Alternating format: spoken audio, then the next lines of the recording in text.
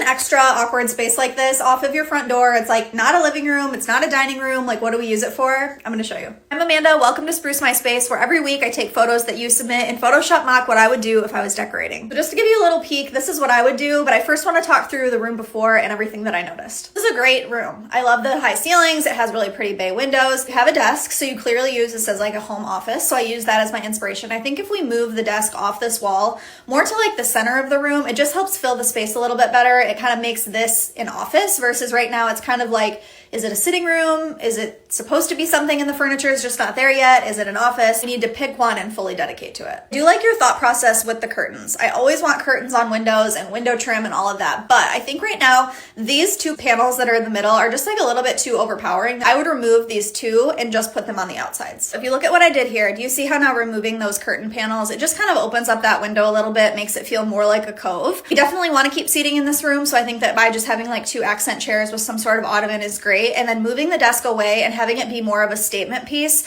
I love like the wood tone. I feel like it plays really well in this space, and just kind of making it like the focal fills the room a little bit more. I also think that by going dark and moody, even though this room is not closed off, it feels more closed off and intentional and like its own room when the walls are different. When everything just kind of like blends in the whole house, it's hard to kind of define that space. So it just makes the room feel super grand, and it's giving like moody library office vibes. This part is just personal preference, but these are very pretty. This light is very pretty, but I feel like the room feels a little bit more modern farmhouse. And I feel like now with just like the trends and where we're seeing things go, kind of shifting away from that like super rustic look into a more like transitional where we're still using wood elements and things like that to bring in that like warmth and feel, but without being like full modern farmhouse. Now we're still keeping like the rustic tones, aged pottery, that kind of stuff. Adding some like more modern elements with like the lampshade and the lamp that we have here ties together.